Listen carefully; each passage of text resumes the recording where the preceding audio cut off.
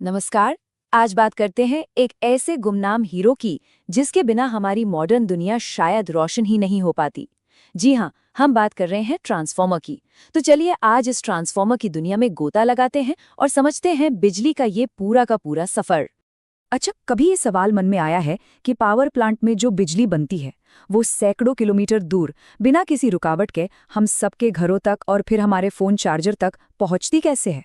सुनने में तो बड़ा सीधा लगता है ना, पर यह सफर उतना सीधा है नहीं।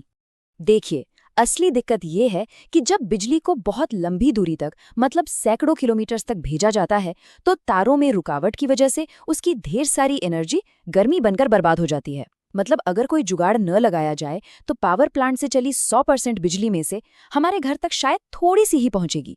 और बस यहीं पर एंट्री होती है हमारे हीरो ट्रांसफॉर्मर की। तो सवाल ये है कि इस एनर्जी लॉस को, इस बर्बादी को रोका कैसे जाए? इसका एक बड़ा ही स्मार्ट सा जवाब है, वोल्टेज को बढ़ाकर। जी हाँ, बिजली जैसे ही पावर प्लांट से निकलती है उसे एक बहुत बहुत हाई वोल्टेज पर आगे भेजा जाता है। और ये कमाल का काम करने वाली डिवाइस का नाम है स्टेप अप ट्रांसफॉर्मर। ये कह सकते हैं एक ऐसा जादुई बक्सा है जो ऑल्टरनेटिंग करंट यानी एसी के वोल्टेज को एकदम से कई गुना बढ़ा देता है। और ऐसा क्यों?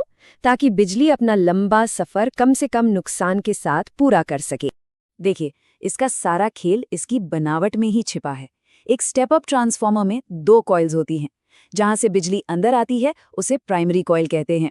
उसमें तार के फेरे कम होते हैं। और जहां से बिजली बाहर निकलती है यानी सेकेंडरी कॉइल, उसमें तार के फेरे बहुत ज्यादा होते हैं। बस फेरों का यही फर्क वोल्टेज को आसमान पर पहुंचा देता है। इसीलिए तो ये बिजली घरों के पास लगाए जाते हैं। लेकिन एक मिनट, ये वोल्टेज कम या ज्यादा होता कैसे है? मतलब इस बक्से के अंदर ऐसा क्या जादू होता है? चलिए, बिजली के सफर पर आगे बढ़ने से पहले जरा इसके अंदर झांक कर देखते हैं कि आखिर ये काम कैसे करता है। इस जादू का साइंटिफिक नाम है परस्पर प्रेरण या म्यूचुअल इंडक्शन। ये फिजिक्स का एक बहुत ही मजेदार कॉन्सेप्ट है। आसान भाषा में समझे तो जब एक कॉइल में बदलते हुए करंट यानी एसी को दौड़ाया जाता है तो उसके चारों तरफ एक बदलती हुई मैग्नेटिक फील्ड बन जाती है। अब मजे की बात यह है कि अगर पास में एक दूसरी कॉइल रखी हो तो ये मैग्नेटिक फील्ड बिना उसे छुए, जी हाँ, बिना टच किए, उस दूसरी कॉइल में भी एक वोल्टेज पैदा कर देती है ना कमाल? तो ये पूरा प्रोसेस 4 सिंपल स्टेप्स में होता है। Step 1, AC current primary coil में आता है। स्टेप 2, इसकी वजह से लोहे की कोर में एक बदलता हुआ मैग्नेटिक इफेक्ट जिसे फ्लक्स कहते हैं पैदा होता है। स्टेप 3, ये मैग्नेटिक फ्लक्स दूसरी यानी सेकेंडरी कॉइल तक पहुंचता है। और स्टेप 4, फाइनली इस बदलते हुए फ्लक्स की वजह से सेकेंडरी कॉइल में एक नया वोल्टेज बन जाता है। बस यही है ट्रांसफॉर्मर का पूरा सीक्रेट। चलिए वापस बिजली के सफर पर चलते हैं।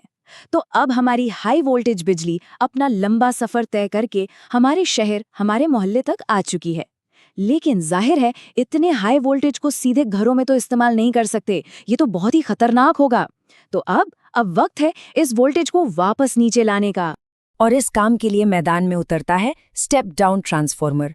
जैसा कि नाम से ही पता चल रहा है, ये स्टेप अप का ठीक उल्टा काम करता है।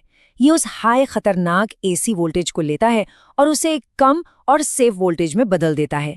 इतना सेफ कि हम उसे अपने घर के अप्लायंसेस में आराम से इस्तेमाल कर सकें। इसकी बनावट भी बिल्कुल सही सोचा, स्टेप अप से एकदम उल्टी होती है। यहाँ प्राइमरी कॉइल में फेरे ज्यादा होते हैं और सेकेंडरी कॉइल में कम। और फेरों का यही खेल वोल्टेज को नीचे ले आता है।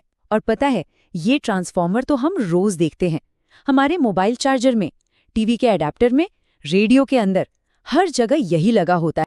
तो अब हम बिजली के सफर के दोनों हीरो से मिल चुके हैं, एक जो सफर की शुरुआत में मदद करता है और दूसरा जो सफर के अंत में।